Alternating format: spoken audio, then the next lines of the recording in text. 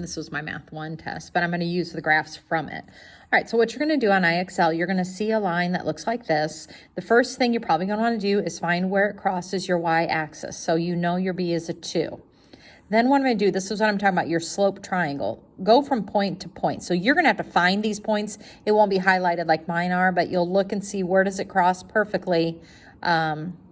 And so what you're going to do is kind of imagine this little triangle right here, and you count up 1, 2 spaces, and then you go to the right 1 space. Remember, slope is always rise over run, so it'd be 2 over 1, so your slope is 2.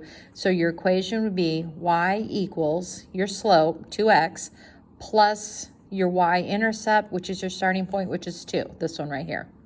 All right, so that's what you would type in for an answer on IXL. All right, so we look over here.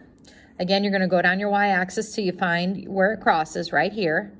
Then you look across your line to try to find another point where it crosses perfectly. Again, I have mine obvious, but it won't on the IXL. So here you're going to, again, make in your slope triangle. All right, you can also go from up here to over here. It does not matter. So to go from here to here, you're going to go down 2, which is a negative, and then you're going to the right 3 spaces, so that's that. Remember, it's rise over the run, so your slope is going to be negative 2 over 3.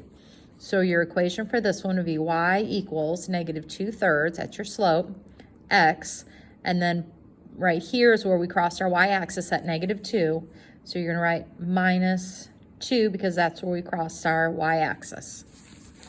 All right, so starting here, there's where you cross your y-axis, that's where you're going to start.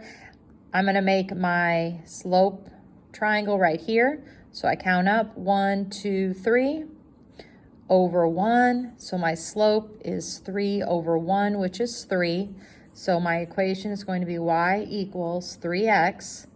But then since it crosses at 0, I can put plus 0, or I can just leave it as y equals 3x. All right, I hope that helps. If not, please let me know, and I can meet you anytime tomorrow. I have first hour prep, so I can meet you anytime between 8:30 and 9, or 8:30 and 10 almost. And then I have my lunch, or again, like I said, right after school at 2:30, I can go through it again.